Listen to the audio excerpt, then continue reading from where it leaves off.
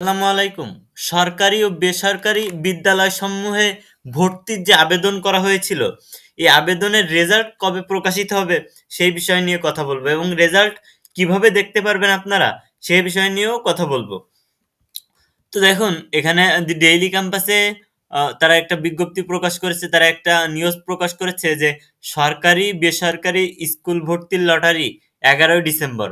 তার মানে স্কুল ভর্তির লটারি 11ই ডিসেম্বর রেজাল্ট প্রকাশ হবে। যারা এখানে আবেদন করেছিলে তোমরা, তোমাদের রেজাল্ট প্রকাশ হবে কবে? রেজাল্ট প্রকাশ হবে 11ই ডিসেম্বর। এটা হচ্ছে লটারির মাধ্যমে ইয়ে করা হবে আর কি, বাছাই করা হবে যে কে কোন স্কুলে চান্স পাবে।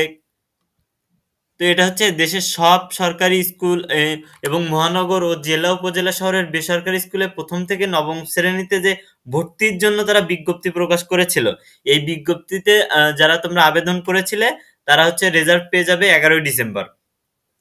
এখন এই আবেদন কিন্তু এখনো শেষ হয়নি।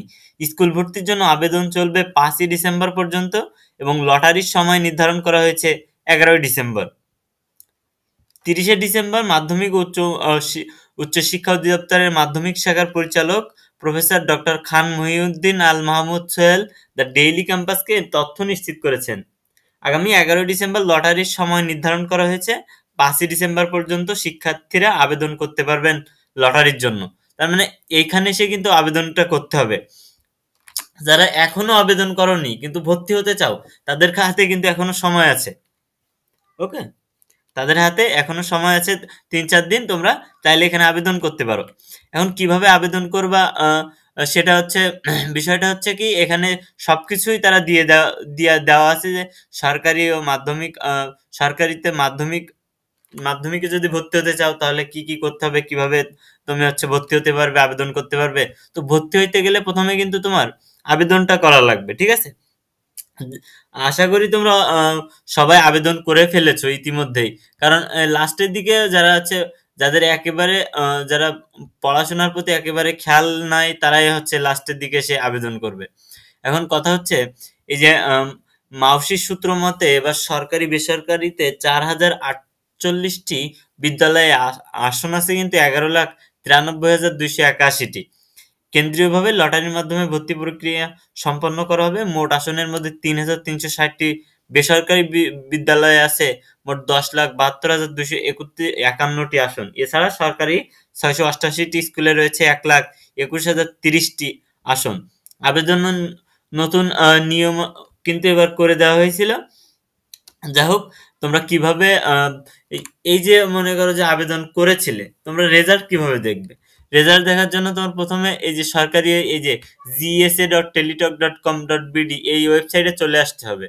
এসে দেন হচ্ছে যেদিন তোমার 11ই ডিসেম্বর লটারি প্রকাশ হবে, লটারি করার পর রেজাল্ট প্রকাশ হবে, সেদিনই এখানে এসে কিন্তু এই তোমার হচ্ছে লগ ইন অপশন থাকবে। একটা ইউজার আইডি দিলে তোমার যখন আবেদন করেছিলে তুমি, তখন একটা ইউজার আইডি দিয়েছিল তারা।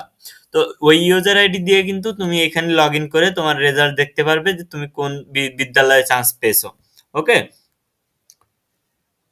আর এখানে কিন্তু ফি যারা পরিশোধ করেননি, মানে বিষয়টা হচ্ছে কি, ফি যদি পরিশোধ না করা হয় তাহলে কিন্তু লটারিতে নাম আসবে না। ওকে, অ্যাপ্লিকেন্ট কপিতে প্রাপ্ত ইউজার আইডি নম্বর ব্যবহার করে প্রার্থী যে কোনো টেলিটক প্রিপেইড মোবাইল নম্বর দিয়ে 2টি এসএমএস করে আবেদন ফি বাবদ প্রতিটি অ্যাপ্লিকেশনের জন্য 100 টাকা জমা দিতে হবে।